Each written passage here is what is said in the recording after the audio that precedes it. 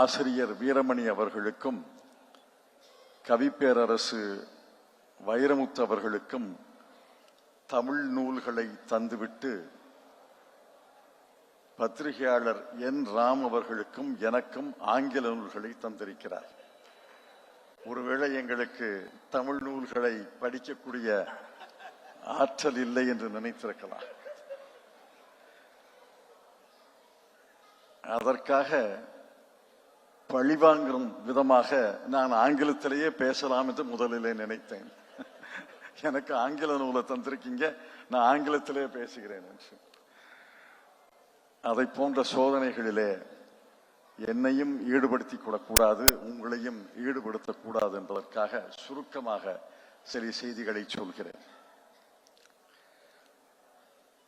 அருமை நண்பர் பாலு அவர்களை நான் பல ஆண்டுகளாக அறிவேன்.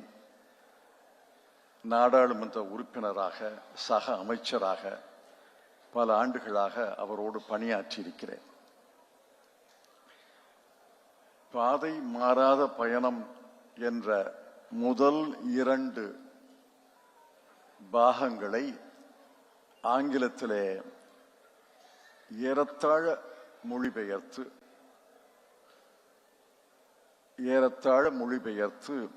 ஆங்கில நூல்கள் 2 பாகமாக வெளியிட்டிருக்கிறார்.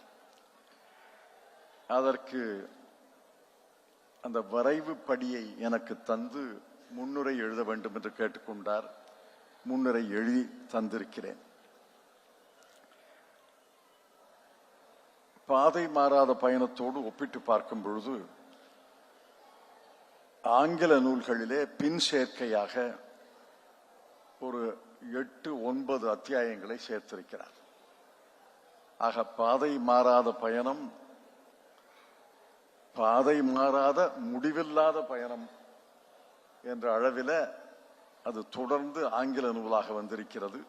ஒருவேளை 3ஆம் பாகத்தில் இன்னும் பின் சேர்க்கையாக சில அத்தியாயங்களை சேர்த்திருக்கிறாரா இல்லையா என்பதை அந்த 3ஆம் பாகத்தை படித்த பிறகுதான் தெரியும். இது முடிவில்லாத பயணம். 1941ஆம் ஆண்டு தொடங்கிய பயணம்.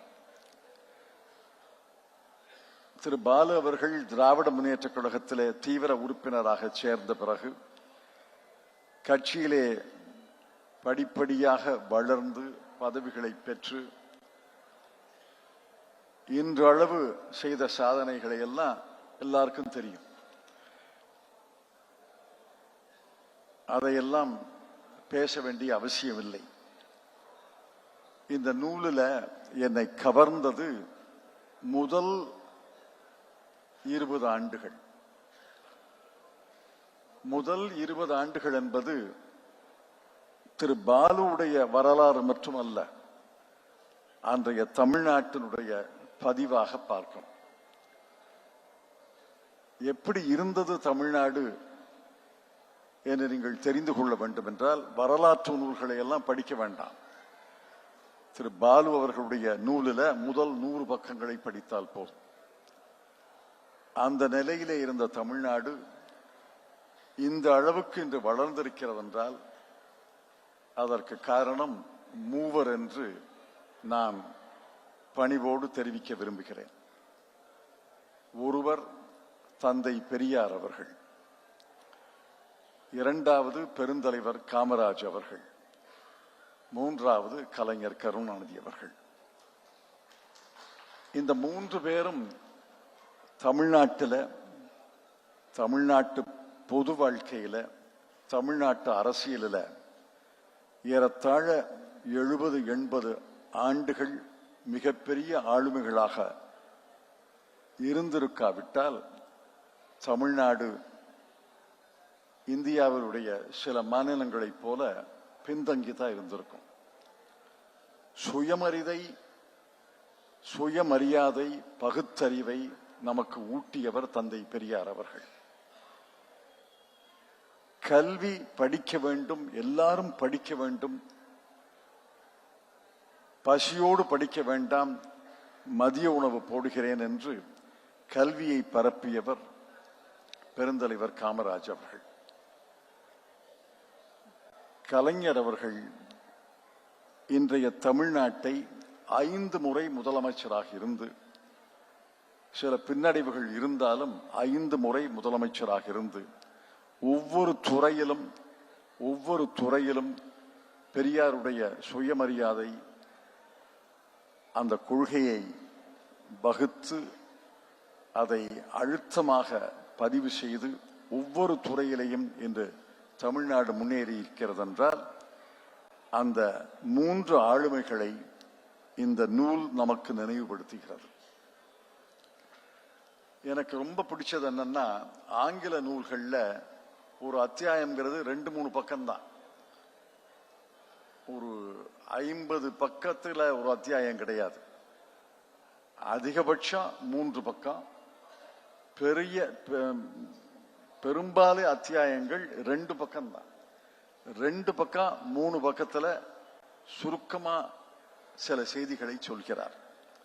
உதாரணமாக, தளிக்கோட்டை கிராமம் 1941 எப்படி இருந்தது என்று சொல்கிறார். உண்மையிலே எனக்கு தெரியாது. நான் ஏறத்தாழ 2-3 வயதிலேயே சென்னைக்கு குடியேறிவிட்டேன்.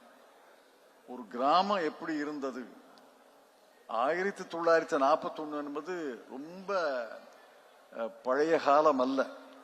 1941 என்பது இன்று ஏறத்தாழ 80 ஆண்டுகளுக்கு முன்னால் தான்.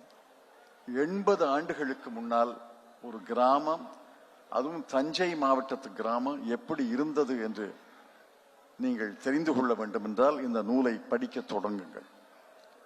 எனக்கு ரொம்ப பிடிச்சது தளிக்கோட்டை கிராமத்தை பற்றி அவருடைய வர்ணனை. அவருடைய தந்தை ராசுத்தேவர் எப்படி அவரை சட்டாம்பிள்ளை என்று கிராமத்து மக்கள் வர்ணித்தார்கள். கடைசி வரைக்கும் சட்டாம்பிள்ளையாகவே இருந்திருக்கிறார். பிறகு இவருக்கு தவிட்டுக்கு வாங்கிய பிள்ளைன்னு பேரு. தவிட்டுக்கு வாங்கிய பிள்ளைன்னா பல பேருக்கு தெரியாது, குறிப்பா சென்னையில் இருக்கவங்களுக்கு தெரியாது. தவிட்டுக்கு வாங்கிய பிள்ளைன்னா, ஒரு குழந்தை நோய்வாய்ப்பட்டு இருந்தால், சவலை குழந்தையாக இருந்தால் அத உறவினர் ஒருவருக்கு விற்று விடுவார்களாம். விற்றுவிட்டு ஒரு 3-4 ஆண்டுகள் கழித்து தவிட கொடுத்துட்டு அந்த பிள்ளைய விலைக்கு வாங்குவாங்களாம். அந்த மாதிரி பாலு என்பது தவிட்டுக்கு வாங்கிய பிள்ளை.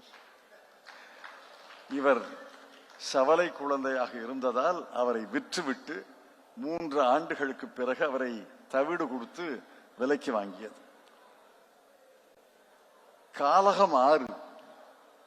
காலகம் ஆறு என்பது இவருடைய கல்வியையே தடை செய்தது. ஆற்றில பெரிய வெள்ளம் போனா ஆற்றை கடக்க முடியாது. அதனால இவருடைய தாய் தந்தை இவரை தோளில சுமந்து கொண்டு வெள்ளம் ஓடுகிற ஆற்றை கடந்து அந்த கரைக்கு போய் பள்ளிக்கூடத்துல சேர்த்து, பிறகு பள்ளிக்கூடம் முடிந்த பிறகு மீண்டும் அந்த கரைக்கு போய் தோளிலே சுமந்து கொண்டு வருவாராம். இந்த காலகம் ஆறு எப்படி ஒவ்வொரு தடவையும் கடக்கிறது? ஆக காலகம் ஆறு இவருடைய கல்வியையே தடை செய்யுமோ என்ற அச்சம் இருந்தது. அதைவிட சுகமான செய்தி என்னன்னா, இவர் சகோதரி திருமணத்துக்கு இவர் கலந்து கொள்ளவில்லை. எல்லாரும் வீட்டுல சகோதரி திருமணத்துக்கு ஏற்பாடு செய்து வெளியூர் போறாங்க. தவிட்டுக்கு வாங்கிய பிள்ளை மட்டும் அடம் பிடிக்குது, நான் கல்யாணத்துக்கு வரமாட்டேன். ஏன்னா பள்ளிக்கூடம் போகணும், கல்யாணத்துக்கு வரமாட்டேன்னு அடம் பிடித்து கடைசியில இவர் வழி இல்லாமல் இவரை வீட்டில விட்டுவிட்டு பள்ளிக்கூடத்தில் விட்டுவிட்டு கல்யாணத்துக்கு போயிருக்காங்க. இவருடைய சகோதரி திருமணத்தை இவர் பார்க்கவில்லை.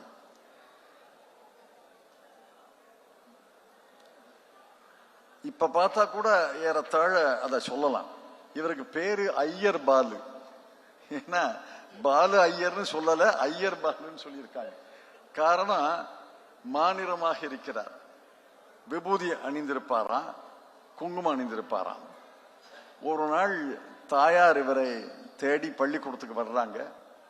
ஐயர் பையன் இருக்கானான்னு கேட்டிருக்காங்க. ஒருத்தருக்கும் தெரியல ஐயர் பையன் யார், தளிக்கோட்டையில ஐயர் பையன் எந்த பள்ளிக்கூடத்துல இருக்கிறான். ஐயர் பையன் யாரு, ஐயர் பையன் யாருன்னு கேட்டிருக்காங்க. அப்புறம் அந்த அம்மையாரே பள்ளிக்கூடத்துல நுழைஞ்சு இவரை பார்த்து கூட்டிட்டு வந்து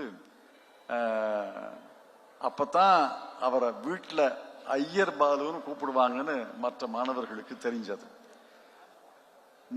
முதலாக அந்த வடிவாம்பாள் என்ற அம்மையார் தன்னுடைய மகனுக்கு ஒரு ஜோடி வெள்ளை செருப்பை காலில் போடுறார். அது வரைக்கும் செருப்பே போடல. அந்த ஊர்ல எந்த பிள்ளைகளும் செருப்பு போட்டிருக்காதுன்னு நினைக்கிறேன். அந்த வடிவாம்பாள் அம்மையார் அவர்கள் மகனுக்கு சொல்கிறார்கள், நீ இவ்வளவு நாளா செருப்பு போடாம நடந்திருக்க, இப்பதான் எனக்கு உணர்ந்தது, நான் முன்னாடியே வாங்கி கொடுத்துருக்கணும், இப்ப ஒரு ஜோடி வெள்ளை செருப்பு வாங்கியிருக்கேன்னு அவரே காலிலே அந்த அந்த ஜோடி வெள்ளை செருப்பா போட்டிருக்கீங்க, அந்த வெள்ளை செருப்பை போட்டிருக்காங்க. டீ கடையிலே மனிதாபிமானத்தை பற்றி கற்றுக்கொண்டார். இவரும் இவருடைய தந்தை ராசுதேவரும் இன்னொரு நண்பரும் டீ கடைக்கு போறாங்க. ராசுதேவர் அவர்களுக்கு டம்ளர்ல டீ கொடுக்கறாங்க. அந்த இன்னொரு நண்பருக்கு ஒரு குழாய் வழியாக டீயை பொழிந்து ஒரு டால்டா டப்பால அதை பிடிச்சுக்கணுமா. டால்டா டப்பால இருந்து டீயை குடிச்சிட்டு டால்டா டப்பாவை கழுவி வைக்கணுமா. இவர் பார்த்திருக்காரு. ராசுதேவருக்கு மட்டும் டம்ளர்ல கொடுக்கறாங்க, அவருக்கு டால்டா டப்பால டீயை ஊத்தி குடிக்க சொல்றாங்க, அவர் டால்டா டப்பாவை கழுவி வைக்கிறாரு அப்படின்னு தாயார கேட்டிருக்காங்க. தாயார் என்ன சொன்னாங்கிறத நூல்ல இல்ல, ஆனா தாயார் ஒரு அளவுக்கு புரிய வச்சிருப்பாருன்னு நினைக்கிறேன். காரணம், அந்த ராசுதேவருடைய நண்பர் தலித் சமுதாயத்தை சார்ந்தவர். எதற்காக இதையெல்லாம் சொல்றேன்னா, இப்படித்தான் தமிழ்நாடு இருந்தது. இதுல மட்டும் சுயமரியாதை போராளிகள் இல்லாவிட்டால், காங்கிரஸ் கட்சி தலித் தலைவர்களை வளர்த்திருக்காவிட்டால், இந்திய கம்யூனிஸ்ட் கட்சி, மார்க்சிஸ்ட் கம்யூனிஸ்ட் கட்சி எல்லாம் தலித் தொழிலாளிகளுக்காக, தலித் விவசாயிகளுக்காக போராடி இருக்காவிட்டால், இன்றைய தமிழ்நாடு வேறு சில மாநிலங்கள், அந்த பெயர்களை எல்லாம் நான் குறிப்பிட விரும்பவில்லை, அந்த மாநிலங்களைப் போல மிக மிக பின்தங்கி இருந்திருக்கும். நடந்து வந்த பாதையை நீங்கள் திரும்பி பார்க்க வேண்டும். எந்த அளவுக்கு நாம் முன்னேறி இருக்கிறோம். 1941 இருந்து 2024 வரை எந்த அளவுக்கு இந்த 80 ஆண்டுகளிலே தமிழ்நாடு முன்னேறி இருக்கிறது என்று நடந்து வந்த பாதையை தெரிந்து கொள்ள வேண்டும் என்றால், இந்த நூலில் முதல் 100 பக்கத்தை படிச்சு பாருங்க போதும். ஐயா ஆசிரியர் அவர்கள் தான் இதை விளக்கமா சொல்ல முடியும்னு நினைக்கிறேன். இங்க இருப்பவர்கள்லயே மூத்தவர் அவர் தான். இதையெல்லாம் பார்த்திருப்பாங்க. எவ்வளவு கடினமான பாதையிலே தமிழ்நாடு வந்திருக்கிறது என்று பாருங்கள். உள்ளிக்கோட்டையில கலைஞர் உரையை முதலாக கேட்கிறார். திருப்பாலக்குடியில தந்தை பெரியாருடைய உரையை கேட்கிறார். அது அவருடைய மனதில் மிகப்பெரிய மாற்றங்களை ஏற்படுத்துகிறது. இதுல முக்கியமான விஷயம் என்னவென்றால், உள்ளிக்கோட்டை கலைஞர் உரையை கேட்பதற்காக பள்ளி தலைமை ஆசிரியர் அருணா சண்முகம் என்பவர் 100 மாணவர்களை அழைத்து கொண்டு உள்ளிக்கோட்டை கூட்டத்தில் கேட்கறதுக்கு போறார். இன்னைக்கு ஒரு பள்ளிக்கூடத்தினுடைய தலைமை ஆசிரியர் 100 மாணவர்களை அழைத்து கொண்டு அரசியல் தலைவர், குறிப்பாக எதிர்கட்சி தலைவருடைய உரையை கேட்க போயிருந்தா என்ன ஆயிருக்கும்? தலைமை ஆசிரியருடைய ஆசிரியர் பதவி போயிருக்கும், அல்லது தலையே போயிருக்கும். எந்த அளவுக்கு அந்த காலத்துல சகிப்புத்தன்மை இருந்திருக்கிறது, அந்த சகிப்புத்தன்மை எப்படி அறவே அற்ற காலத்துல வாழ்ந்து கொண்டிருக்கிறோம் என்று நான் கேட்கிறேன். எந்த அளவுக்கு சகிப்புத்தன்மை. ஒரு ஆசிரியர் சுப்பிரமணியன் நினைக்கிறேன், அவரு மனோகரா படத்தினுடைய பராசக்தி படம் மனோகரா படத்தினுடைய வசனத்தை எல்லாம் அங்க நடிச்சு காமிப்பாராம். இன்னைக்கு பள்ளிக்கூடத்துல அல்லது பள்ளிக்கூடத்த மைதானத்துல ஒரு ஆசிரியர் நடிச்சு காட்டா என்ன ஆகுவார்? அவர் அரசியல் சகிப்புத்தன்மை அறவே ஒழிந்து விட்டார்.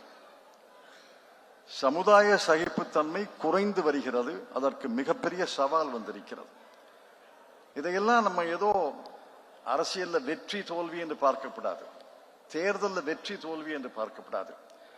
இந்த சமுதாய மாற்றங்களை, சமுதாய மாறுதல்களை, சமுதாய புரட்சிகளை எல்லாம் ஒழிப்பதற்காக, அழிப்பதற்காக, மீண்டும் பின்னோக்கி செல்வதற்காக சில சக்திகள் கூடியிருக்கின்றன என்பதை உணர்ந்து கொள்ள வேண்டும்.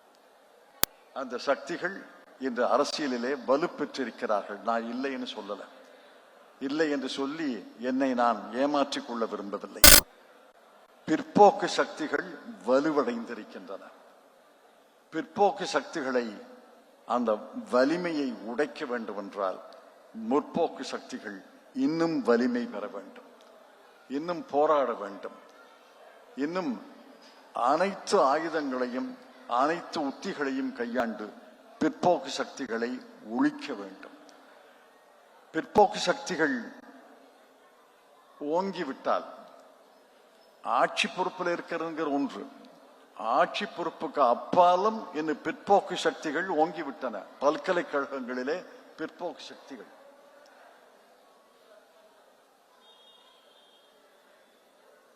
சமுதாய சிந்தனை நிறுவனங்கள்ல திங்க் டேங்க் சொல்றமே, அதுல பிற்போக்கு சக்திகள், பிற்போக்கு எண்ணங்கள். ஒரு திரைப்படத்துல பிற்போக்கு சக்திகள், திரைப்படத்தில் ஒரு காட்சி வந்துருச்சு, ஒரு வசனம் வந்துருச்சுன்னா அதை பிற்போக்கு சக்திகள் இதை எடுக்கணும், நீக்கணும் என்று போராடுறாங்க. இதெல்லாம் சின்ன சின்ன விஷயம் இல்லை. இதெல்லாம் எந்த அளவுக்கு பிற்போக்கு சக்திகளுடைய கை ஓங்கி இருக்கிறது என்பதை சுட்டி காட்டுகின்றன. இந்த பிற்போக்கு சக்திகள் தொடர்ந்து அவர்கள் குரலும் ஓங்கி, வலிமையும் ஓங்கி, ஆட்சியும் ஓங்கினால் 100 ஆண்டுகள் தமிழ்நாடு, மகாராஷ்டிரா, கர்நாடகா, கேரளா போன்ற முற்போக்கு பாதையிலே நடந்து வந்த மாநிலங்கள் மிகுந்த பின்னடைவு ஏற்படும். நம்முடைய மாநிலமே பின்னடைவு ஏற்பட்டுச்சுன்னா ஏற்கனவே பின்னடைவில் இருக்கிற மாநிலங்கள் எந்த அளவுக்கு போகணும் பாருங்க. அதனால மிகுந்த எச்சரிக்கையாக இருக்க வேண்டிய காலம் இது. இந்த பாலுவுடைய நூலை படிக்கும்போது எவ்வளவு நெடிய பயணத்தை, எவ்வளவு ஆளுமைகள் நம்மை வழிநடத்தி சென்று இந்த அளவுக்கு கொண்டு வந்திருக்கிறார்கள். இந்த அளவுக்கு கொண்டு வந்ததை நாம் இன்னும் இந்த பயணத்தில் முற்போக்கு பாதையிலே அழைத்து செல்லாமல் இதையும் இழந்து விட்டு பிற்போக்கு பாதையிலே சென்று விட்டால் நம்மை வரலாறு மன்னிக்காது, இந்த தலைமுறையை வரலாறு மன்னிக்காது. பாலு அவர்கள் அமைச்சராக இருந்து ஆற்றிய காரியத்தை எல்லாம் சொன்னாரு. 2 விஷயத்தை சொல்றேன். பாலு அமைச்சரும் நாடாளுமன்றமும் வைகோவை போட்டா சட்டத்தில் கைது செய்கிறாங்க. வாஜ்பாய் அரசு. வாஜ்பாய்க்கு தெரிஞ்சு நடந்ததா தெரியாம நடந்ததான்னு எனக்கு தெரியாது. ஆனால் அமைச்சர் பாலு பிரதமரை போய் பார்த்து வைகோவை கைது செய்தது தவறு என்று போராடி இருக்கிறார்.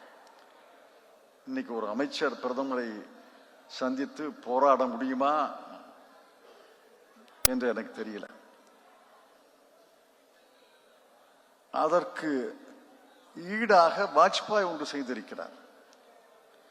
பாலு கைதான போது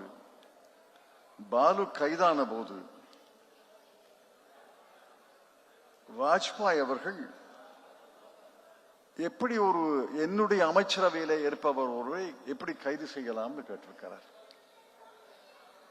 பிரதமர் என்னுடைய அமைச்சரவையில இருப்பவரை எப்படி கைது செய்யலாம்னு கேட்கிறார்.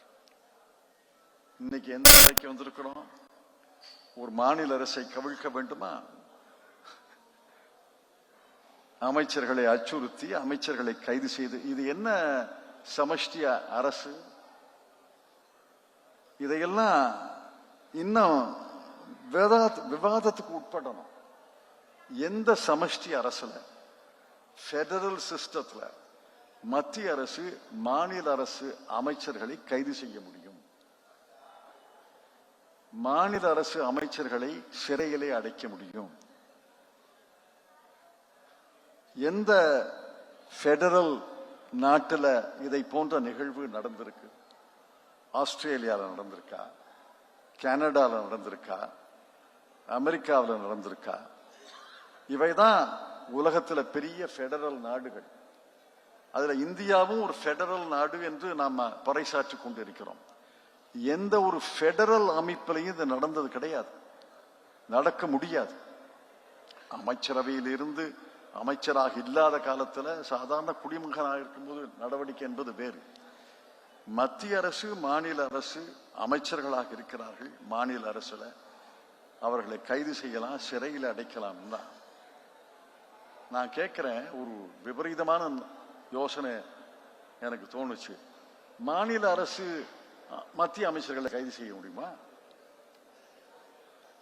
மாநில அரசு மத்திய அமைச்சர்களை கைது செய்யறேன்னா எங்க போய் நிற்கும் அந்த அரசு முறை? இதெல்லாம் யோசிக்கணும், ஆழமாக யோசிக்கணும். இந்தியா கூட்டணி இதை பற்றி யோசிக்க வேண்டும் என்று நான் பணிவோடு கேட்டுக்கொள்கிறேன்.